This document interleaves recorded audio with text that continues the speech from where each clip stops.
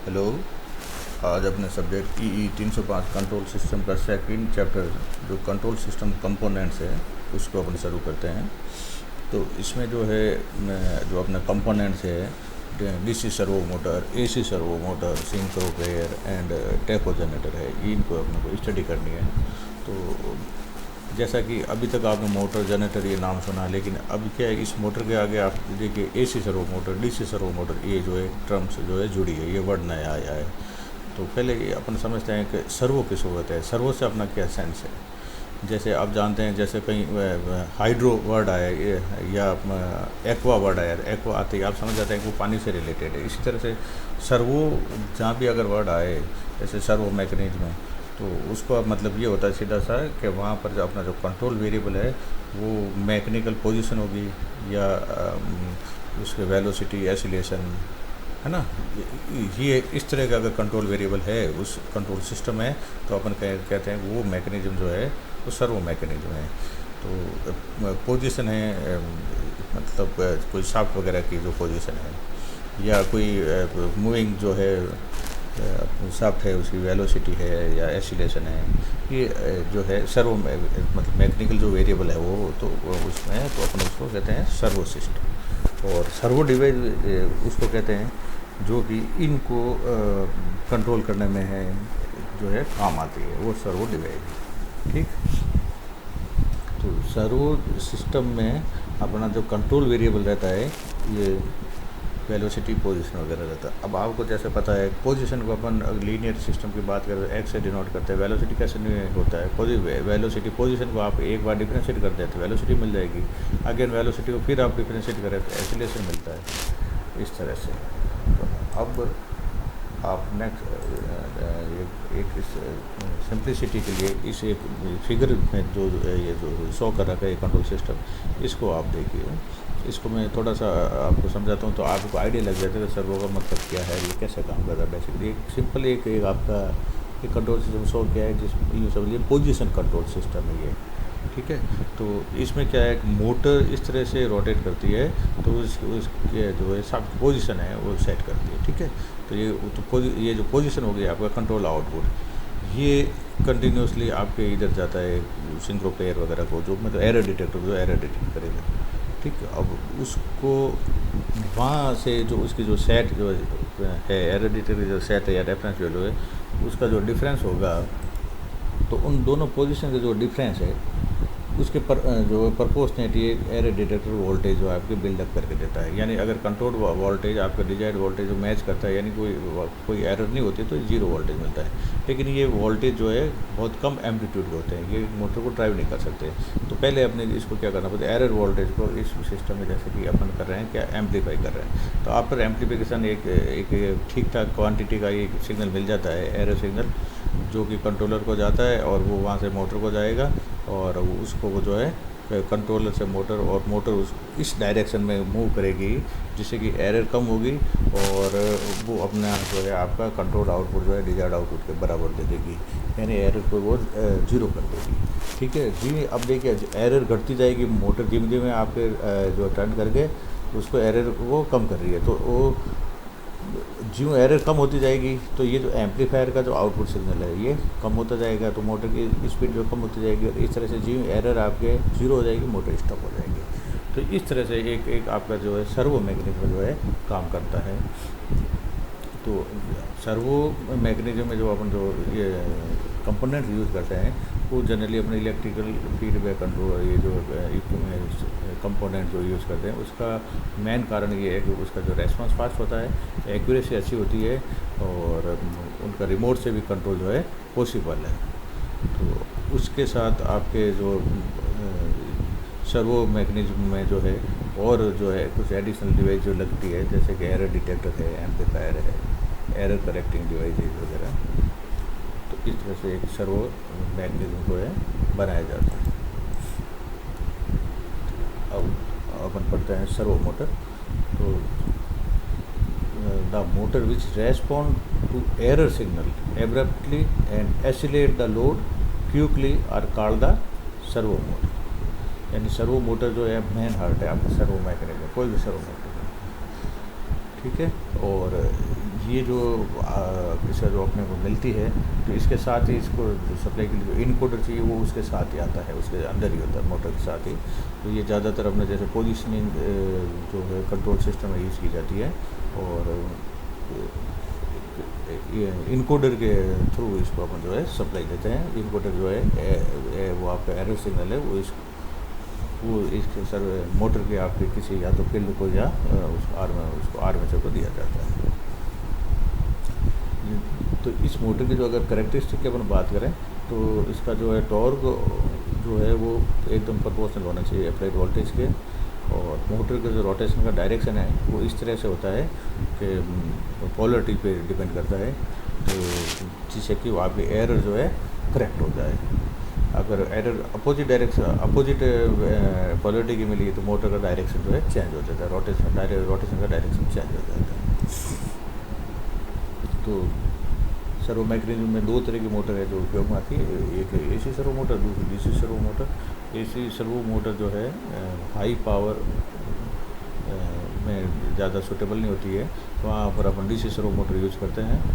और लेकिन low power का जो भी आपका मैकेनिज्म है, सर्वो मैकेनिज्म है, तो वहाँ जो है एसी मोटर को पसंद किया जाता है, उसको अपन प्रेफर करते हैं। कारण कि डीसी सर्वो मोटर की एफिशिएंसी अच्छी होती है, इसलिए हाई पावर में पावर कंजप्शन बढ़ जाएगा, इसलिए अपन डीसी को सेलेक्ट करते हैं।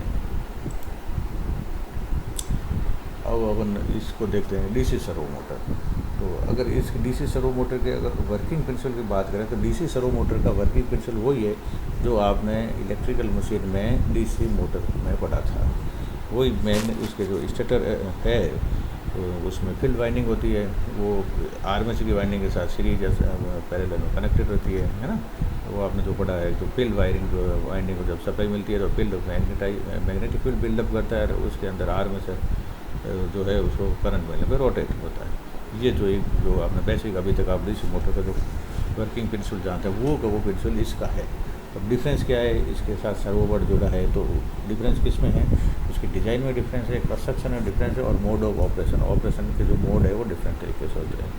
तो अपन बात करें तो पहले डिज़ाइन की बात करें तो यहाँ क्या है कि जो आपकी कन्वेंशनल या जो आपके प्लांट लेवल की जो मोटर होती है वो कंटिन्यूस रन करती है, बड़ी होती है, इसके वाटेज उनके जो है पावर रेटिंग ज़्यादा होती है, एफिशिएंसी वहाँ बहुत मायने रखती है, तो वह एफिशिएंट होती है। और दूसरा क्या है उनमें जो एफिशिएंसी ज़्यादा होती है और एक्सीलरेशन कम होता है, साइज़ में बड़ी होती है, उनका इनर्शिया भी ज़्यादा होता है। सर्वो मोटर जो साइज़ में छोटी है, इनर्शिया कम चाहिए, क्योंकि यहाँ पर आपको क्विक रेस्पॉन्स चाहिए, फास्ट डायनेमिक रेस्पॉन्स फास्ट चाहिए।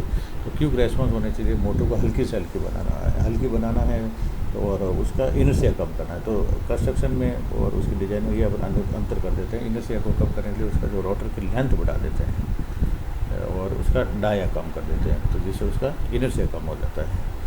तो The rotor of servo motor are designed with long rotor length and smaller dia.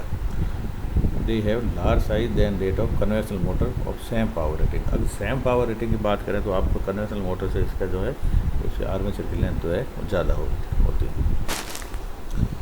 और अगेन जो है ये डीसी सर्वो मोटर जो है 4 तरह की होती है, series motor, speed series motor, shunt control motor और permanent magnet shunt motor. Permanent magnet shunt motor इसका मतलब ये इसमें जो मैग्नेटिक फील्ड है उसमें वाइंडिंग नहीं होगी, उसकी जगह आपने मैग्नेटिक फील्ड को बिल्डअप करने के लिए परमानेंट मैग्नेट जो है यूज किया।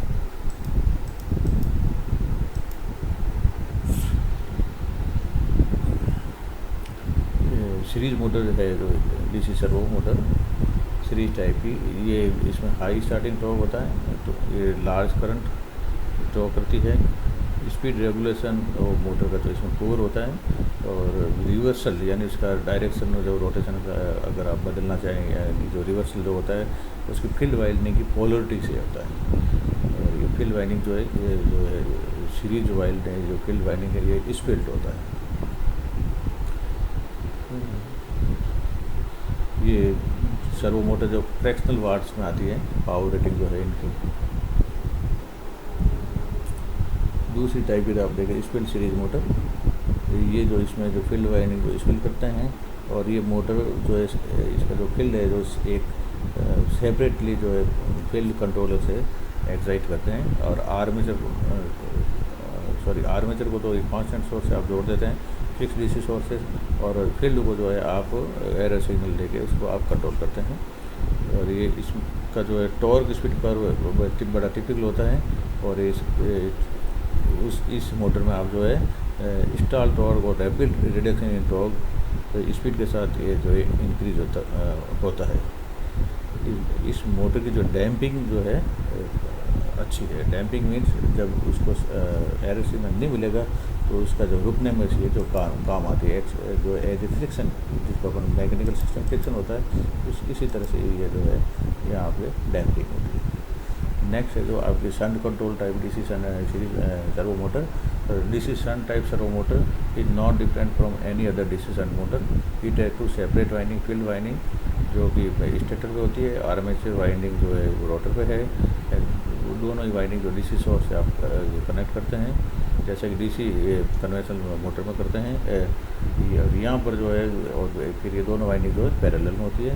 लेकिन यहाँ जो है डीसी सर्वो मोटर के केस में जो एज कन्वेंशनल तो आप दोनों सप्लाई से कनेक्ट करते हैं, लेकिन सर्वो मोटर केस में उसको आप सेपरेट सोर्स से जो है एनर्जाइज करते हैं, सेपरेट सोर्स से सप्लाई देते हैं।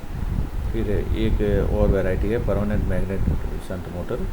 परमानेंट मैग्नेट शंट मोटर में तो ये जो फील्ड वाइंडिंग जगह परमानेंट मैग्नेट यूज करने के कारण इसको फिक्स एक्साइटेशन मिलता है, और इसमें आपको आर्मेचर वाइंडिंग होती है और फील्ड वाइंडिंग की ज़रूरत नहीं है। उसकी जगह आपने ये परमानेंट मैग्नेट यूज कर लिया। अब मोटर का अगर आप कंस्ट्रक्शन पे अपन देखें तो इसका पहले आप फिगर देख लीजिए, इस तरह इसका कंस्ट्रक्शन होता है। इसमें ये शो करेंगे जो फ्रेम हाउसिंग इनकोडर कवर, यहाँ ये इनकोडर जो है मोटर के साथ ही कॉन्सिल होता है, इसलिए बॉडी में लग होता है। और ये जो ये सप्लाई के जो आपको जो 2 पॉइंट दिख रहे हैं, ये इनकोडर कनेक्टर है, ये जो है पावर कनेक्टर, ये फिर इनकी फ्लैंज शाफ्ट और बेरिंग कैप। तो यहाँ आपको वो दोनों लीड जो है कनेक्ट करनी है, एक सप्लाई की और एक एरर सिग्नल से जो आपको एरर सिग्नल का जो आउटपुट मिलता है, जिसको इनकोडर कहते हैं अपन वो। तो ये एक अगेन फिर इसे एक स्लाइड में फिगर है, देखिए आप ये तो इसका पावर सप्लाई का जो केबल है, और ये दूसरा जो है इसका इनकोडर को जाता है। ये इसको काट के दिखाया गया अच्छे से, इसमें आपको दिख रहा है ये आर्मेचर है, और ये आपका इसमें stator.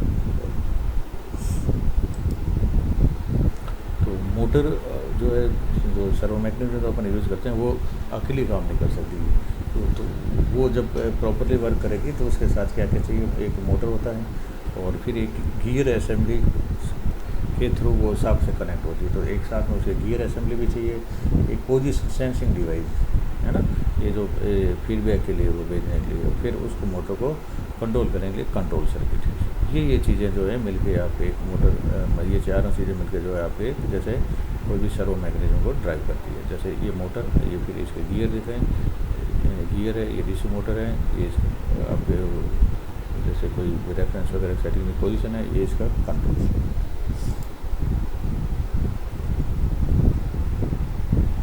Motor which are utilise a DC servo motor generally have separate DC source for field winding and armature winding. इसको आप गौर से सुना कि कन्वेंशनल मोटर में तो आपको फील्ड और आर्मेचर वाइंडिंग दोनों सीरीज या पैरेलल में कनेक्ट होती है, जैसे तरह का कंस्ट्रक्शन है, और उसको आप एक्सटर्नल सोर्स से कनेक्ट कर दीजिए, और जिसे मोटर जो है आपके रोटेट करती है। यहाँ पर क्या है, मोटर को अपन जो है दोनों को एक साथ सेपरेट सोर्स एक साथ वो जोड़ते नहीं हैं, यानी वो फील्ड और आर्मेचर वाइंडिंग दोनों सेपरेट होती है, वो आपस में कनेक्टेड नहीं होती डीसी सर्वो मोटर में, ये नोट कर ले। तो आप फील्ड या आर्मेचर में से किसी एक को तो फिक्स जो आपका डीसी सोर्स है उससे आप कनेक्ट कर दीजिए, दूसरे को जो है आपको एरर सिग्नल या इनकोडर से जोड़ें। तो एक तो आपका फिक्स डीसी सोर्स से कनेक्ट हो गया, मान लीजिए जैसे फील्ड को आपने डीसी सोर्स से आप कनेक्ट कर दिया, और आर्मेचर को आप एरर सिग्नल दे रहे हैं। तो अब जैसे एरर में वेरिएशन होगा, वैसे ही आर्मेचर करंट में मतलब आर्मेचर के अक्रॉस जो वोल्टेज अप्लाई हो रहा है वो उसमें वेरिएशन होगा, आर्मेचर करंट में उसके अकॉर्डिंग वेरिएशन होगा। और इस तरह से जो आप एरर सिग्नल उस मोटर को कंट्रोल करता है और एरर जो है ठीक कर देता है। ठीक है, तो जब एरर सिग्नल आप आर्मेचर को अप्लाई करते हैं तब उसको कहते हैं आप armature control DC servo motor. और अगर एरर सिग्नल आप फील्ड को दें, मोटर के फील्ड वाइंडिंग को दें, और आर्मेचर को एक्सटर्नल फिक्स डीसी सोर्स से जब कनेक्ट करते हैं तो इस मोड में अपन डीसी सर्वो मोटर को फील्ड साइड से कंट्रोल कर रहे हैं, इसलिए इसको अपन कहते हैं field control DC servo motor. ये ध्यान रखना आप। तो अपन मोटर को दोनों तरफ से, एक तरह से आपके पास चॉइस है आप किस मोड में यूज़ करें, या तो फील्ड करंट की हेल्प से उसको मोटर को कंट्रोल कर सकते हैं या आर्मेचर कंट्रोल की हेल्प से कर सकते हैं। अब इन दोनों को अगर कंपेयर करें तो कुछ फीचर जो है या एडवांटेज जो फील्ड कंट्रोल मोटर में है, कुछ स्पेसिफिक एडवांटेज जो उसमें आर्मेचर कंट्रोल में नहीं मिलते हैं, जो आर्मेचर कंट्रोल में है वो इसमें फील्ड कंट्रोल में नहीं मिलते हैं। ये फिर कंट्रोल इंजीनियर का डिसीजन पे निर्भर करता है, वो कौन से पसंद करता है। ये उसके जो आपका कंट्रोल सिस्टम की डिज़ाइन और उसके कंट्रोल सिस्टम को आप कहाँ पर काम में ले रहे हैं, यानी उसके स्पेसिफिक एप्लीकेशन पर निर्भर करता है। देखिए, in case of field control DC motor the field is excited by the amplified error signal mention earlier. जैसे कि आपको पहले बताया, एम्पलीफाइड एरर सिग्नल जो एम्पलीफायर जो एरर डिटेक्टर के बाद में जो आपने लगा रखा है वो एम्पलीफाई करके देता है, उससे आप जोड़ते हैं। तो armature winding is energise from a constant current source, और आर्मेचर को एक आप कांस्टेंट करंट सोर्स से जोड़ दीजिए, कांस्टेंट डीसी सोर्स से जोड़ देते हैं। तो इस केस में जो इसमें टॉर्क डेवलप होगा, तो torque develop is proportional to field current up to saturation level. तो आर्मेचर को आपने फिक्स सप्लाई दी और उसको फील्ड जो है एम्पलीफायर से जोड़ा आपने, तो फील्ड में एरर सिग्नल से जोड़ा है, तो फील्ड में जो करंट फ्लो हो रहा है, तो मोटर जब अब इसमें रोटेट करेगी, टॉर्क डेवलप करेगी, तो वो फील्ड करंट के प्रोपोर्शनल होता है, अपन जानते हैं। और ये कब तक है होता है ऐसा कि जब तक फील्ड जो है कम्प्लीटली सैचुरेट नहीं हो जाएगी, यानी सैचुरेशन से पहले उसके प्रोपोर्शनल होता है। ठीक है, ये मेथड अपन जो है स्मॉल सर्वो मोटर में यूज़ करते हैं फील्ड साइज से कंट्रोल करने का। और इसमें जो लॉन्गर टाइम कांस्टेंट होता है, और क्योंकि फील्ड में आप जानते हैं हाईली इंडक्टिव फील्ड होता है, तो डायनेमिक रेस्पॉन्स इसमें जो है फील्ड साइड से जब कंट्रोल करते हैं, field control DC servo motor में स्लो होता है armature control DC servo motor की तुलना में। But in armature control DC motor armature is energised by amplified error signal and field is supplied from a constant current source. High field flux density also increase torque sensitivity of motor, क्योंकि torque की equation होती है अपन जानते हैं, torque is proportional to field into armature current. तो और field के भी प्रोपोर्शनल होता है और आर्मेचर कंट्रोल के भी प्रोपोर्शनल होता है। तो therefore the dynamic response is faster because it has shorter time constant of resistive circuit। इसमें जो है आर्मेचर में थोड़ा ये रेजिस्टिव सर्किट होता है, रेजिस्टेंस थोड़ा ज़्यादा होता है फील्ड की तुलना में, तो इसमें जो है डायनेमिक रेस्पॉन्स आपको फास्ट मिलेगा फील्ड कंट्रोल की तुलना में। तो इन क्राइटेरिया को ध्यान में रखें, उसका रेस्पॉन्स कैसा है, एप्लीकेशन क्या है, मॉडल किस तरह का है, उस कंट्रोल सिस्टम जो आपको सर्वो मैग्नेट में है उसकी डिज़ाइन क्या है, कैसी है, उसके अकॉर्डिंग अपन डिसाइड करते हैं कि field control DC servo motor choose करनी है या armature control DC servo motor. अब इनके ट्रांसफर फंक्शन निकालते हैं, स्टडी करते हैं, उनका ब्लॉक डायग्राम कैसे हो सकता है। और नेक्स्ट अपन पढ़ते हैं पहले armature control DC servo motor. तो देखिए, ये एक डीसी सर्वो मोटर को रिप्रेजेंट किया गया है, जिसमें जैसे कि पहले ही बताया कि फील्ड जो है आप एक सेपरेटली कांस्टेंट डीसी सोर्स से आप कनेक्ट कर देते हैं। ठीक, तो ये इसको आपने कांस्टेंट सोर्स से कनेक्ट किया, इट मीन्स इसमें जो फील्ड में फ्लोइंग करंट IF है जो आपके कांस्टेंट रहेगी। अच्छा, अब ये जो आर्मेचर है तो ये रिप्रेजेंट किया है, ये दोनों आर्मेचर के ब्रश है। तो अब आर्मेचर वाइंडिंग में रेजिस्टेंस भी होगा और इंडक्टेंस भी होगा। तो इन रेजिस्टेंस और इंडक्टेंस को इस आर्मेचर के अंदर नहीं बता गया, यहाँ आपके सर इस फिगर में जो पास में बताती है। चूँकि ये आर्मेचर का रेजिस्टेंस है आर, इसलिए इसको अपने सफिक्स दिया ए, आर ए, और ये इंडक्टेंस है आर्मेचर का, इसलिए इसको डिनोट किया आपने एल ए से। फील्ड करंट को डिनोट किया आई एफ से। और मान लीजिए इस पॉलरिटी में आपके एरर सिग्नल आ रहा है, एरर सिग्नल को आपने डिनोट किया ई ए। और तो अब ये जो एरर सिग्नल आएगा तो ये आपका जो आर्मेचर रोटेट करना शुरू करेगा। तो जब ये आर्मेचर खड़ा था, स्टेशनरी था, तो उसमें कोई बैक ईएमएफ इंड्यूस नहीं होगा। लेकिन जैसा कि आप डीसी मोटर की आप करेक्टरिस्टिक जानते हैं, उसका वर्किंग प्रिंसिपल, तो आपको पता है कि जब वो मोटर रन करेगी तो आर्मेचर के खुद के रन करने के कारण वो बैक ईएमएफ इंड्यूस करता है, जो सप्लाई वोल्टेज का अपोज करता है, उसका अपोजिट पोलरिटी में होता है। तो मान लीजिए इसके रोटेट करने से किसी इंस्टेंट पे इसमें जो बैक ईएमएफ इंड्यूस हो रहा है उसको जो अपन ने डिनोट किया यहाँ पर ई बी से, और इसकी पॉलरिटी देखिए ऐसी होगी प्लस माइनस, इसको अपोज करेगा ये। तो जब मोटर रोटेट करेगी अपने शाफ्ट पे, तो मान लीजिए वो रोटेट करके जो उसका डिस्प्लेसमेंट थीटा आया, जे इसका मान लीजिए इसका वो इनर्शिया है, और बी इसका जो आपका डैम्पिंग है। ठीक है, ये इसका मैकेनिकल सिमुलेशन जब आप करते हैं ना मोटर का, तो ये उसमें आता है, जैसे आपका मास होता है एम और फ्रिक्शन होता है, इसी तरह से इसमें जो ये रोटरी सिस्टम में ये इनर्शिया, मास की जगह इनर्शिया आएगा जे, और यहाँ फ्रिक्शन को अपन बी से रिप्रेजेंट करते हैं। ठीक है, तो आर्मेचर वाइंडिंग का resistance R A and inductance L A. अब देखिए field is produce either by a permanent magnet और a field winding is separately excited. अगर इस फील्ड को अगर आप कांस्टेंट सोर्स से अगर आप कनेक्ट नहीं करते और परमानेंट मैग्नेट अगर यहाँ होता तो भी फील्ड की स्ट्रेंथ जो आपकी फिक्स रहती, और अभी आपने कांस्टेंट सोर्स से जोड़ा तो भी फील्ड जो है वो इसकी जो फील्ड की स्ट्रेंथ है वो आपके कांस्टेंट रहेगी। तो इस तरह से ऐसा दोनों तरीके में कोई भी होता तो भी आप उस मोटर को कैसे ट्रीट करते हैं, या उसका इसका मैथमेटिकल एक्सप्रेशन यही आता है, कौन सा armature control DC servo motor वाला ही। अब जब ये देखिए आप armature supplied with DC voltage of E A volt, armature rotor and produce the back EMF. ये मैंने आपको जैसे अभी बताया था कि अब ये जो इसको वोल्टेज अप्लाइड वोल्टेज किया आपने ई ए, और बैक ईएमएफ इसमें जो रोटेशन का कारण बना वो है ई बी से डिनोट किया गया। तो इसकी इक्वेशन अपन कैसे लिख सकते हैं, मैथमेटिकल इक्वेशन देखिए। तो armature current I A depends on the difference of E B and E A. अब आर्मेचर करंट किस पे डिपेंड करेगा कि वो नेट जो है किसी इंस्टेंट पे आर्मेचर सर्किट के अक्रॉस वोल्टेज कितना होगा, E A minus E B. And armature has a permanent inertia J and frictional coefficient B. अगर मान लीजिए इसका जे इनर्शिया और फ्रिक्शन इसका आर्मेचर का बी है, तो और एंगुलर डिस्प्लेसमेंट मान लीजिए इसका थीटा, जैसा कि आपको पहले बताया।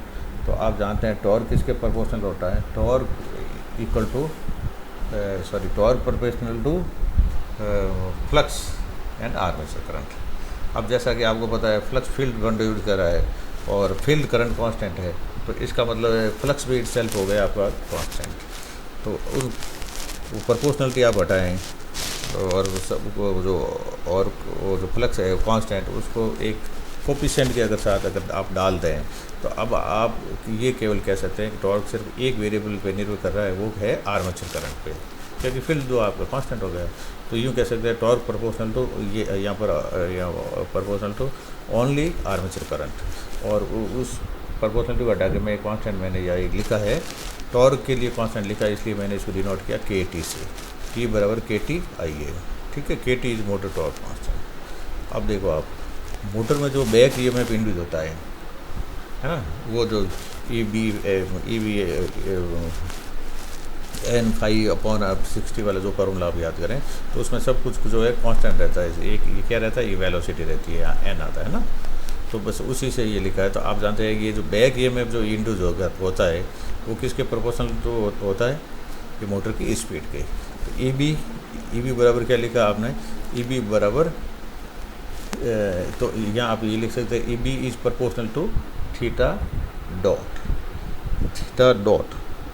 देखिए थीटा क्या है, displacement, angular displacement. Theta dot क्या है, इसका डेरिवेटिव, फर्स्ट डेरिवेटिव मतलब आपके रोटर की या आर्मेचर की स्पीड थीटा डॉट, यानी D theta over D T. यह क्या है आपके रोटर की आप जो है वेलोसिटी है ना। तो बैक ईएमएफ जो है इसके रोटर की जो है या आर्मेचर की स्पीड के प्रोपोर्शनल होता है, इसलिए E B proportional to theta dot. और प्रोपोर्शनलिटी हटा दिया तो आपने कांस्टेंट इंट्रोड्यूस कर दिया, इस कांस्टेंट को यार डिनोट किया के बी से, बराबर। अब आर्मेचर सर्किट को आप पुनः देखें और उसके लिए जो है आप किरचॉफ लॉ से उसकी इक्वेशन अगर लिखें तो क्या मिलता है,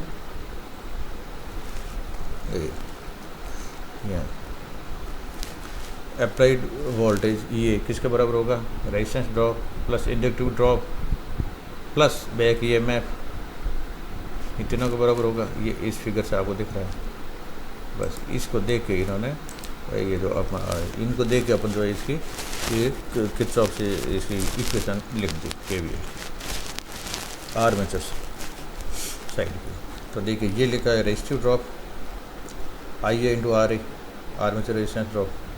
ये लिखा है अब इसके आर्मेचर के इंडक्टर में drop L D I by D T plus back E M F, ये तीनों वोल्टेज के बराबर होगा आपका अप्लाइड वोल्टेज, ठीक। अच्छा, इन सब इक्वेशन को आप नंबर दीजिए, इक्वेशन नंबर 1 2 और 3, बराबर। अब इन इक्वेशन को आप लैप्लास ट्रांसफॉर्म दीजिए। ये जो आप पहले जो टॉर्क बराबर के टी आई ए लिखा है, इसका लैप्लास लेंगे तो ये टॉर्क टाइम डोमेन में के टी कॉन्स्टेंट और आई ए जो है आई ए एस हो जाएगा, ठीक। बैक ई एम एफ का आप लैप्लास लीजिए तो जो ई बी है बैक ई एम एफ, इसको capital E B S constant K B as it, ये थीटा डॉट है वेलोसिटी, तो ये फर्स्ट डेरिवेटिव होने के कारण एस ऑपरेटर मल्टीप्लाई में आएगा और थीटा एस, इन दोनों का लैप्लास आ गया। अब आपको इसका लैप्लास लेना है, नेक्स्ट का लैप्लास लेंगे तो देखिए ये हो जाएगा R a constant, I A का I A S, L A constant, ये S D I D T, तो इसका आएगा चूँकि डेरिवेटिव है इसलिए एस आई एस आएगा plus capital E B S equal to capital E A S, ठीक है। तो इसका भी आप ले लीजिए ये लैप्लास, ये लैप्लास ले लिया मैंने। अब इसमें से करंट की वैल्यू निकालो आप आई ए की वैल्यू निकालें तो ये हो जाएगी ये माइनस ई बी, इसको इधर ट्रांसफ़र कर दीजिए सेकेंड टर्म को, और R A plus S L A से आपने डिवाइड कर दिया, ठीक।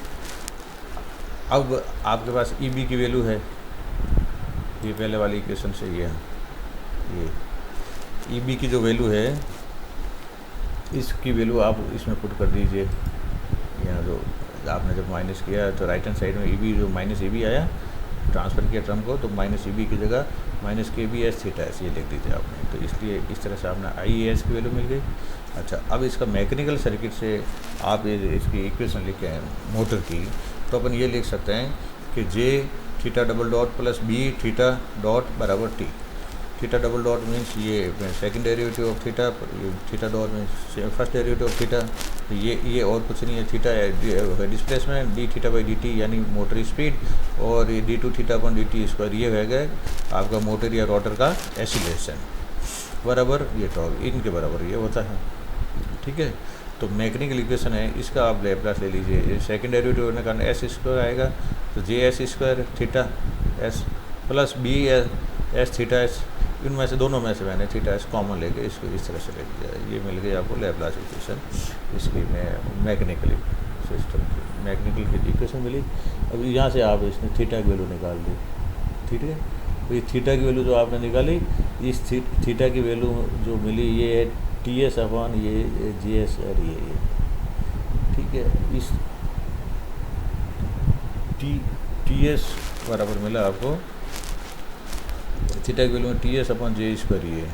अभी टी एस की वैल्यू जो अभी आपने वहाँ इस इक्वेशन से ले लीजिए, इस इक्वेशन को याद करिए। टी एस क्या है, ये के टी आई ए एस है ना, तो इसको लिखा के टी आई ए एस, और आई ए एस की जगह ये अभी आपने कैलकुलेट किया ऊपर वाली वैल्यू ये रखते हैं। ये इस आई ए एस की वैल्यू जब आप पुट करेंगे तो इस तरह से थीटा एस की ये वैल्यू मिल जाएगी। अब इसको थोड़ा आप सॉल्व करें तो इसको आप इस तरह से अरेंज कर सकते हैं। सॉल्व किया, क्योंकि इसमें नंबरेटर में जो ये थीटा की जो एक टर्म है वो इधर जाएगी, ट्रांसफ़र करेंगे आप और फिर इसके फैक्टर करें तो इस तरह से आपको मिलेगा।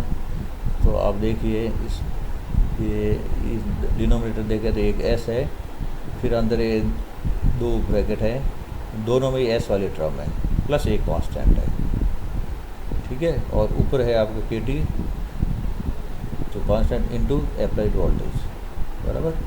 अब इनको अब इस ये मतलब अपने जो मिला है ये इस armature control DC servo motor का अपने को ट्रांसफ़र फंक्शन मिला है। क्योंकि ट्रांसफ़र फंक्शन क्या होता है, ratio of output, ratio of Laplace of output to ratio of Laplace of input. तो आउटपुट क्या है अपने पास होता है इसमें मोटर में, सर्वो मोटर में थीटा जो और इनपुट क्या है अप्लाइड वोल्टेज ये, ठीक है ना। तो इसको आप इधर डिवाइड करिए, theta S upon E S equal to K T upon this all this, ये इसका ट्रांसफ़र फंक्शन है। अब मैं इस मोटर का ब्लॉक डायग्राम बनाने की कोशिश कर रहा हूँ। तो देखिए कैसे बनाया जा सकता है, छोटे छोटे पार्ट्स में आप समझें इसको।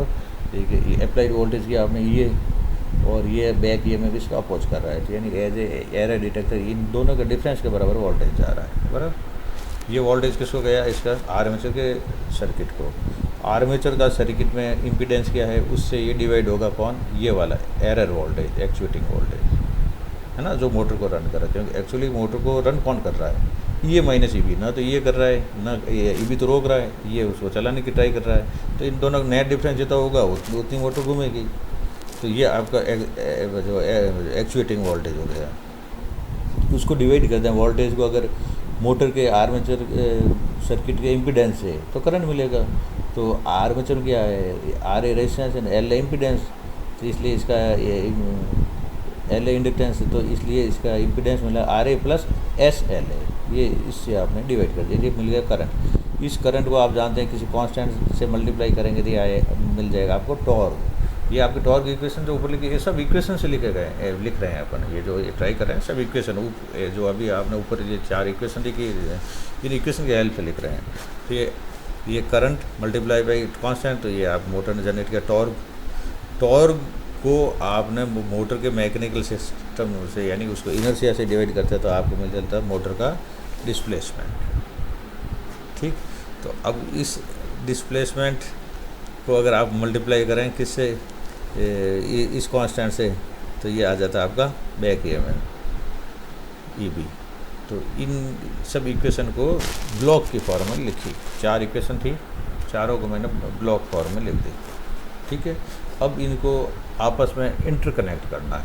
जब आपस में इंटरकनेक्ट करेंगे तो अपने को इसका ब्लॉक डायग्राम मिल जाएगा। ये देखिए आपस में इंटरकनेक्ट किया, इन दोनों का डिफरेंस एरर सिग्नल को ये आर्मेचर के impedance R A plus S L A से डिवाइड किया, तो आर्मेचर करंट को multiply by some constant develop torque divide by motor inertia mechanical inertia gives shaft position theta displacement. ये theta है जो है ये इस को मल्टीप्लाई करें एस के बी है ना, तो ये प्रोड्यूस कर रहा है आपका बैक ईएमएफ जो कि यहाँ से आ रहा है। तो इस तरह से आप इसका ये एक ब्लॉक डायग्राम भी बना सकते हैं। यानी जो आपने देखा आर्मेचर कंट्रोल का जो ब्लॉक डायग्राम बनाया armature control DC servo motor का, तो इसमें एक फीडबैक लूप प्रेजेंट है ना, ये ध्यान रखें, फीडबैक लूप है इसमें। फिर क्या होता है, जनरली जो ये इंडक्टेंस जो है आर्मेचर का कम होता है, तो अगर उसको फील्ड की तुलना में तो उसको अगर अपन नेगलेक्ट करें तो उसको इक्वेशन को जो अब पहले अभी इक्वेशन मिली आपको ट्रांसफ़र फंक्शन की, तो उसको इस तरह से थोड़ा अप्रोक्सीमेट करके ये भी लिख सकते हैं। ठीक है, यहाँ पर जो टी एस लिखा है ये टी एस टॉर्क नहीं है, ये ध्यान रहे आपको, ये T S is the transfer function. Transfer function is equal to Laplace of output, या आउटपुट थीटा है, upon Laplace of input, input है आपका ई, ये जो है ये एक्चुएटिंग वोल्टेज एरर वोल्टेज जो आ रहा है एम्पलीफायर से, ये इन दोनों का जो है रेशियो ये आया, ये रेशियो आया, ये यहाँ से निकाल ये वाला, ये ट्रांसफ़र फंक्शन की इक्वेशन। इसी को वापस वहाँ रीअरेंज करके लिखा गया है। अब इसने कहा आर्मेचर वाइंडिंग का जो है इंडक्टेंस जो है कम होता है, तो अगर उसको नेगलेक्ट कर दें एल ए को, तो इस तरह से आप अप्रोक्सीमेट कर सकते हैं ये। तो इसको आप रीअरेंज किया ऐसे मिला, इसको एक सम्मिलित कांस्टेंट से आपने रिप्रेजेंट कर दिया, क्योंकि रेजिस्टेंस भी आर्मेचर का एक पर्टिकुलर मोटर के लिए कांस्टेंट रहता है, बदलता नहीं है ड्यूरिंग ऑपरेशन। तो ये सब एक कांस्टेंट के साथ आपने कंबाइन कर दिया, तो आपको ये ट्रांसफर फंक्शन मिला, तो some constant upon S multiply by G S plus B. तो ये इसमें एस स्क्वायर की जो है टर्म आती है। नेक्स्ट अपन पढ़ते हैं field control DC servo motor. अगर डीसी सर्वो मोटर जो आप यूज़ करें सर्वो मैग्नेट में, अगर उसको फील्ड साइड से अगर आप कंट्रोल करें तो क्या हो, तो फील्ड साइड से अगर आप कंट्रोल करें तो इससे क्लियर हो गया कि आपको जो है एरर सिग्नल जो है फील्ड को देना, जो एम्पलीफायर का आउटपुट है। तो देखिए एम्पलीफायर का आउटपुट या फील्ड को अप्लाई कर दिया। फील्ड में क्या होता है, मोटा मोटी आप जानते हैं इंडक्टर एंड सब रेजिस्टेंस। तो ये जो फील्ड है ये रिप्रेजेंट, तो फील्ड का इंडक्टेंस यहाँ साइड में लिख दिया एल एफ और resistance R F. F means for field. Armature जो है इसको आप एक कांस्टेंट जो है सप्लाई डीसी सोर्स से आप कनेक्ट कर देते हैं। मान लीजिए मोटर शॉर्ट रोटेट हो रही है एज यूजुअल जो है, इसका मान लीजिए ये डैम्पिंग बी है, इनर्शिया जे है और मोटर थीटा एंगल से रोटेट हो रही है। तो इस केस में अपने इस इक्वेशन कैसे लिख पाएंगे और ट्रांसफर फंक्शन क्या मिलेगा और ब्लॉक डायग्राम कैसे है, ये देखना है अपने को।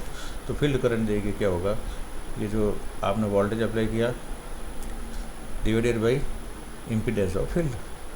तो इम्पीडेंस ऑफ फील्ड क्या है, R F plus S L F. Torque जो डेवलप होता है मोटर में वो किसके प्रोपोर्शनल टू होता है, वो प्रोपोर्शनल टू होता है फील्ड और आर्मेचर करंट। अब देखिए आर्मेचर करंट तो कांस्टेंट है, तो उसको मैंने कांस्टेंट के साथ मर्ज कर दिया के टी के साथ। अब खाली वेरिएबल क्या है आपके लिए यहाँ पर, फील्ड का ये जो करंट, इसलिए या आप लिख सकते हैं torque equal to K T into I F S. अब मोटर का मैकेनिकल इक्वेशन आप लिखें तो जैसा कि पहले उसमें लिखा था आर्मेचर कंट्रोल में, तो आप ये लिख सकते हैं जे S square plus damping multiply by square by theta बराबर टॉर्क एस। अब इनकी आपको लेनी है लैप्लास ले लीजिए और फिर रीअरेंज करें। तो इन दोनों, पहले तो आप टॉर्क इक्वेशन में ये टी बराबर दिस और इस इक्वेशन देगी तीसरी में दिस बराबर टी, तो इन दोनों को बराबर कर लें। और फिर क्या करें, आई एफ की वैल्यू पहली इक्वेशन से रखनी है आपको, पहली इक्वेशन से रखनी है और फिर आप इसको थोड़ा सॉल्व करें तो इस तरह से आपको ये रेशियो मिल जाएगा आउटपुट थीटा एस और ये जो error voltage E F S के बीच में, और इसी को अपन ट्रांसफर फंक्शन कहते हैं। तो इसको रीअरेंज करें तो ये इस तरह से ये आपको मिलेगा, ये लिखा जा सकता है, 3 करके मिलते हैं।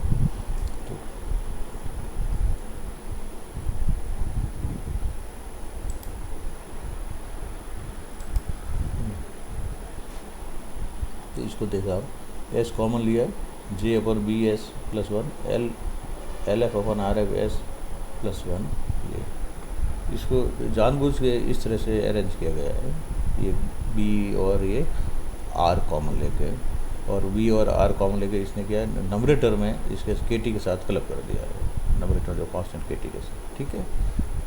और यहाँ अब कंट्रोल सिस्टम जो है जे अब और बी का रेशियो और एल अपन आर का रेशियो, इनको अपन कहते हैं टाइम कांस्टेंट एज यूजुअल जो पहले अपने पढ़ा है। तो इसलिए इसको अगर रिप्लेस करें तो ये लिख सकते हैं जे अपन बी बराबर time constant, motor time constant, क्योंकि ये दोनों इनर्शिया और फ्रिक्शन ये मोटर की प्रॉपर्टी है, मैकेनिकल प्रॉपर्टी, इसलिए मोटर कांस्टेंट कहते हैं। और दूसरा ये जो ये हो गया आपका एल अपॉन आर, ये हो गया मोटर का, चूँकि फील्ड की बात कर रहे हैं अपन, ये फील्ड से डिसाइड करते हैं, फील्ड के जो है पैरामीटर है, इसलिए इसको अपन कहते हैं फील्ड टाइम कांस्टेंट। और ये मोटर का गेन कांस्टेंट है, ये सबसे ऊपर वाला, तो K T upon R F B naught की जगह लिखा था के एफ। अब इसके इन ये तीनों इक्वेशन से अगर ब्लॉक डायग्राम बनाएं तो ये लिख सकते हैं कि देखिए आप सबसे पहले जो आपने अप्लाई किया फील्ड को वोल्टेज, फील्ड वोल्टेज जो फील्ड इम्पीडेंस से डिवाइड हो गया, इसलिए गेन हो जाएगा आपका किसके, फील्ड इम्पीडेंस से डिवाइड होकर उसने फील्ड करंट फ्लो हुई। इसलिए ये जो ब्लॉक का गेन होगा, ये ब्लॉक रिप्रेजेंट कर रहा है किसको, फील्ड को, तो इसलिए ब्लॉक का गेन हो जाएगा, डिवाइड हुआ है ना, इसलिए डिनोमिनेटर में आएगा 1/RF + SLF। ये जो फील्ड करंट बना वो मल्टीप्लाई हुआ किससे, कांस्टेंट KT से, और इसने टॉर्क जनरेट किया, और टॉर्क जो इसके मैकेनिकल जो है कांस्टेंट से डिवाइड हुआ, और इसने आपका आउटपुट ये थीटा मोटर ने दिया। अब ये आपका आउटपुट है थीटा, ये आपका इनपुट है। अब मोटर का ओवरऑल ट्रांसफर फंक्शन बनाना है, तो जैसा कि आपने ब्लॉक डायग्राम रिडक्शन टेक्निक में पढ़ा है, ये तीनों ब्लॉक देखिए कैसे है कास्केड में, इसलिए इस तीनों का गेन जो है मल्टीप्लाई हो जाएगा। तो अब आप इस मोटर का ब्लॉक डायग्राम एक सिंगल ब्लॉक से रिप्रेजेंट कर सकते हैं। इसका इनपुट होगा EFS, आउटपुट होगा θS, और ये जो सिंगल ब्लॉक से रिप्रेजेंट करेंगे उसका गेन क्या होगा, उसका गेन होगा ये KT upon SJS + B0 × RF + LFS, ये इसका क्या है, किसी भी फॉर्म में रिप्रेजेंट कर दिया। अगर कॉस्ट इस फॉर्म में भी रिप्रेजेंट कर सकते हैं, ये टाइम कांस्टेंट की फॉर्म में भी कर सकते हैं। Torque characteristic equation, sorry torque speed characteristic study करें आप इस मोटर की, तो किस तरह से मिलती है, देखिए torque speed characteristic of separately excited DC servo motor is on below. ये जो फिगर में बता रखी है, ज्यों ज्यों आपके मोटर की जो है देखिए आप स्पीड बढ़ेगी तो उसका टॉर्क जो है कम होता है, ये क्लियर। लेकिन ये कैसी है, गौर करने वाली बात है और अपने इंटरेस्ट की बात है। ये टॉर्क स्पीड कैरेक्टरिस्टिक जो होती है हमेशा आपके स्ट्रेट लाइन होनी चाहिए प्रॉपर और लीनियरली ऑपरेशन के लिए कंट्रोल सिस्टम पे, और इनकी जो है ये जो टॉर्क स्पीड कैरेक्टरिस्टिक जो है स्ट्रेट लाइन होती है, बस ये वाली बात है। और ये पोलरिटी ये वाली रहती है रिड्यूसिंग, ना कि ऐसा स्ट्रेट लाइन यूँ सीधी नहीं तो फिर मोटर स्टेबल नहीं रहेगा आपका कंट्रोल सिस्टम।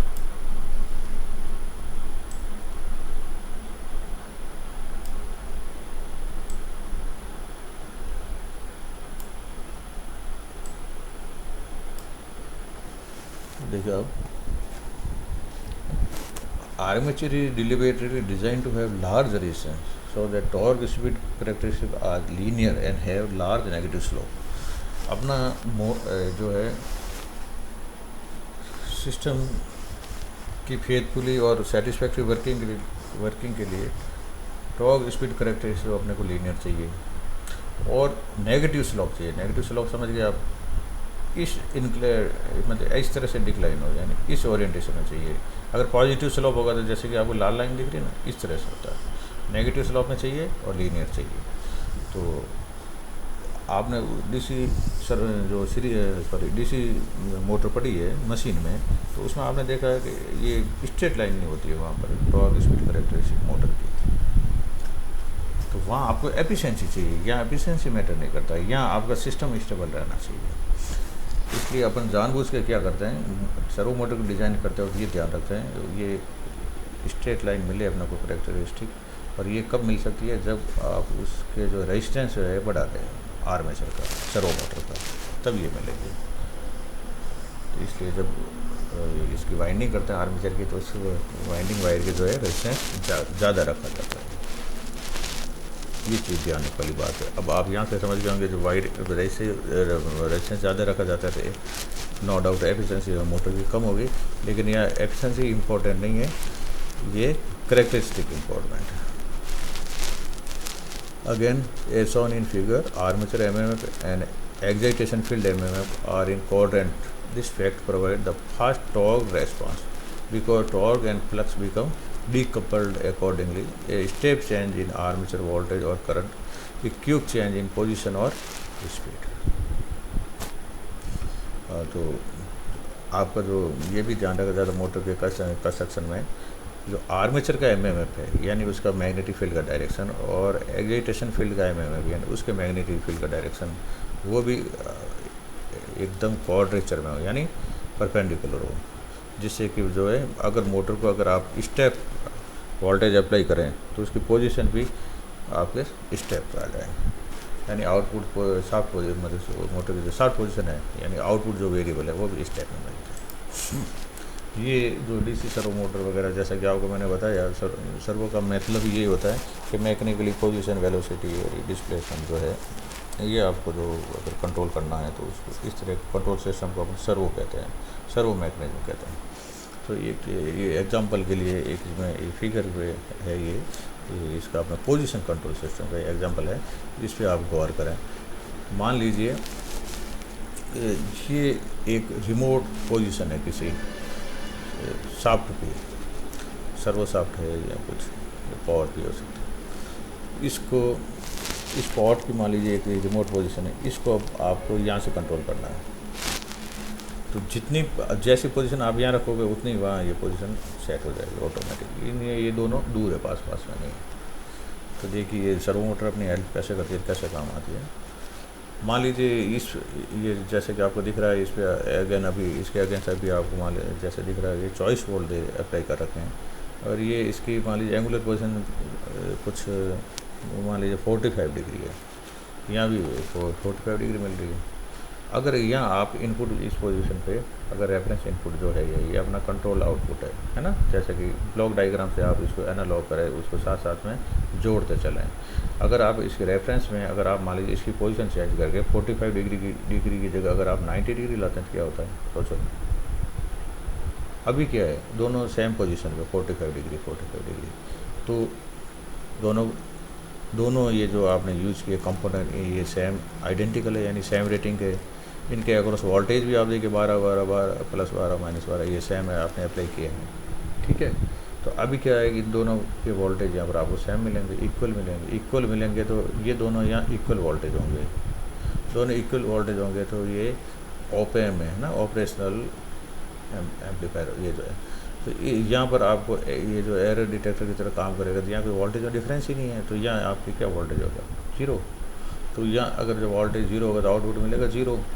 तो ये जो मोटर को वोल्टेज जाएगा 0, तो मोटर सही है, खड़ी है, और ये आपके जो पोजीशन आपने यहाँ सेट की वही पोजीशन आपको यहाँ मिल रही है। अब इसकी वर्किंग अगर समझाएं तो मान लीजिए इस 45 को आप चेंज करके पोजीशन आप कर दें 90 डिग्री करेंगे, तो यहाँ वोल्टेज कितना हो जाएंगे, यहाँ वोल्टेज हो जाएंगे आपके 0, क्योंकि इधर प्लस 12 है, एक तरफ माइनस 12 है, यहाँ 0 हो जाएंगे, ठीक है। इसके कितने पड़े हैं यहाँ, ये अभी पोजीशन है 45 डिग्री, तो इसके वोल्टेज 0 नहीं, कुछ पॉजिटिव साइड में है वो, ठीक है। तो ये मान लीजिए इसके वोल्टेज ये 45 डिग्री है, तो एक्यूरेट हम बता सकते हैं ये 6 वोल्ट होंगे, +6। तो ये आएंगे +6 वोल्ट, इधर आएंगे आपका 0 वोल्ट। तो डिफरेंस कितना है 6 वोल्ट का। तो ये एम्पलीफायर का आउटपुट वोल्टेज मिलेगा यहाँ से 6 वोल्ट। मान लीजिए इसका गेन है 10 अगर गेन है, तो ये 6 का आउटपुट ये एम्पलीफायर देगा आपका 6 × 10 ये 60 वोल्ट। तो ये 60 वोल्ट जब बैटरी को जाएंगे तो ये मोटर को जाएंगे, तो मोटर रोटेट करेगी और इस डायरेक्शन रोटेट करेगी कि ये जो है इसकी पोजीशन भी 45 डिग्री से चेंज हो गए 90 डिग्री की तरफ जाएं, यानी उसी डायरेक्शन में जाएं। अब देखिए ज्यों ये पोजीशन करेक्ट होती जाएगी, ज्यों ये एरर से इनका डिफरेंस जो है कम होता जाएगा, इनका डिफरेंस कम होता जाएगा, और तो यहाँ एम्पलीफायर का आउटपुट भी कम होता जाएगा। तो ये मान लीजिए अभी एरर ठीक हो रही है, और ये अभी जो 6 वोल्ट की जगह अब ये हो रहे हैं आपके मान लीजिए 4 वोल्ट। तो पहले कितना था, यहाँ वोल्टेज कितना है 6, तो यहाँ 60 मिल रहा था एम्पलीफायर से, अब हो गया 4, तो यहाँ मिलेगा 40। तो इसका जो मोटर को अप्लाइड वोल्टेज कम होता जाएगा, तो मोटर भी उसके अकॉर्डिंगली स्लो होती जाएगी और ये ठीक करती जाएगी। फिर एक कंडीशन ऐसी आएगी कि जब ये दोनों मैच हो जाएगी पोजीशन, तो यहाँ दोनों के वोल्टेज सेम हो जाएंगे, तो एम्पलीफायर का आउटपुट 0, तो मोटर स्टॉप हो जाएगी। इस तरह से आप देखिए ये एक सर्वो मैकेनिज्म है जिसमें पोजीशन कंट्रोल सिस्टम, पोजीशन को आप कंट्रोल करते हैं, ठीक है। हाँ, अब अगर आप इमेजिन करें मोटर का इनर्शिया ज़्यादा है, तो क्या हो, इनर्शिया अगर ज़्यादा हो, इनर्शिया में समझते हैं आप बाइक चलाते हैं, तो अगर एक जना बैठा होता है तो इनर्शिया कम होता है, तो ब्रेक की ज़रूरत पड़े या आपको एक्सीलेट करने की ज़रूरत पड़े, तो आपकी बाइक फास्ट ब्रेकिंग हो जाए, फास्ट ही एक्सीलेट हो जाती है। और 3 जने बैठे हो तो क्योंकि इनर्शिया बढ़ जाता है, ब्रेकिंग में भी दिक्कत है, एक्सीलेशन में दिक्कत, तो वो की वो बात है। अगर इनर्शिया के कारण ये क्या होता है, मोटर जब एरर 0 हो जाती तो भी रुक नहीं पाती है, कुछ और इसको आगे उधर ले जाती है, 90 से और बढ़ा के मान लीजिए 95 डिग्री पे ले जाएगी, तो फिर एरर आ जाएगी। लेकिन अब एरर आएगी नेगेटिव पोलैरिटी में। नेगेटिव पोलैरिटी में आएगी स्मॉल एरर आएगी। मान लीजिए वो आई आपके आधा वोल्ट ये इसको एम्पलीफाई करके कर देता है आपके 15 वोल्ट। 10 गुना था ना एम्पलीफायर, ये एम्पलीफायर का गेन। लेकिन अब ये आ रहा है -15, तो अब मोटर चलेगी लेकिन अपोजिट डायरेक्शन चलेगी, तो ये वापस इसको लाने की कोशिश करेगी। तो इस तरह से ये धीमे धीमे सेटल डाउन हो जाएगा। तो ये प्रॉब्लम देखिए आपने, तो इससे क्या होगा, रेस्पॉन्सिबल हो गया, प्लस आपको स्टडी स्टेट एरर रह जाती है, एक्यूरेट कंट्रोल नहीं होता है, एक्यूरेट आउटपुट नहीं मिलता है। ये फिर अपन आगे स्टेबिलिटी में उसमें और डिस्कस करेंगे। तो ये समस्या हुई थी इसकी इनर्शिया के कारण, इसलिए ये मोटर इस तरह से बनाई जाती है उनका इनर्शिया कम हो, वो लाइट वेट हो, डैम्पिंग और फास्ट हो। डैम्पिंग फास्ट होने के लिए जो आर्मेचर की वाइंडिंग में रेजिस्टेंस ज़्यादा रखते हैं। इनर्शिया कम करने के लिए क्या करते हैं, उसको एक पर्टिकुलर पावर रेटिंग के लिए ज़्यादा छोटी बनाई नहीं जा सकती, तो इनर्शिया तो कम करने के लिए ये प्रयास करते हैं कि उसका जो आर्मेचर है उसका डाया कम रखें और लेंथ बढ़ा दें। ठीक है, मेरे ख्याल से अब आपको थोड़ा क्लियर हुआ होगा। फिर इनके एप्लीकेशंस देख रहे हैं। सर्वो मोटर कहाँ यूज़ होती है, देखिए जैसे एक अभी नया इमर्जिंग फील्ड है रोबोटिक्स में, जो रोबोट में खूब सारे मूवमेंट होते हैं और कितना मास प्रोडक्शन हो रहा है। आप जानते हैं कितनी सारी ये कारें वगैरह बनती है, तो इनकी सब असेंबलिंग रोबोटिक हैंड करते हैं। जो भी काम होता है तो मास स्केल पे, या आपके जितने भी लैपटॉप कंप्यूटर वगैरह मोबाइल बनते हैं सब रोबोटिक्स प्रोडक्शन है ये। तो रोबोट का जो मशीनरी एक हाथ होता है, तो उसके जो हर जॉइंट पे हर मूवमेंट में जो है सर्वो मोटर से ही वो लगी रहती है, सर्वो मैकेनिज्म है वहाँ पर पूरा ही, जिससे कि आपको एकदम प्रीसियस एंगल या पोजीशन पे उसका वो हाथ आपको चला जाए और वो काम करे, एकदम सही जगह जाके रोबोट काम करेगा। ठीक है, तो in robotics at every joint in the robot we connect servo motor plus give the robot arm its precise angle. फिर देखिए कन्वेयर बेल्ट, आपने देखा होगा टीवी वगैरह में, जो बोटलिंग, पैकिंग प्लांट, जो सब कन्वेयर बेल्ट पे चलता है। एयरपोर्ट में जो सामान लोड अपलोड, तो ये जो इंडस्ट्री के हर प्रोडक्शन हाउस, बड़े हाउस में आपको ये कन्वेयर बेल्ट की ज़रूरत पड़ती है। टोटली पैकिंग और बोटलिंग उसी से होती है। तो सेपरेटिंग भी होती है। तो कन्वेयर बेल्ट में तो कन्वेयर बेल्ट अपने पावर प्लांट में भी होता है, जहाँ कोल वगैरह वो कन्वेयर बेल्ट पे जाता है, बॉयलर तक पहुँचता है, वहाँ से स्टोरेज से। तो servo motor move, stop and start conveyor belt carrying product along to various stage, for example in product packing, bottling and labelling. Camera auto focus में ये highly precise servo motor built into the camera, correct camera lens to spark on out focus image. Camera का focus पे ही उसका picture depend करता है पूरा, तो वहाँ एकदम प्रीसियस कंट्रोल चाहिए आपको, जिससे कि एकदम इमेज आपको क्लियर मिले।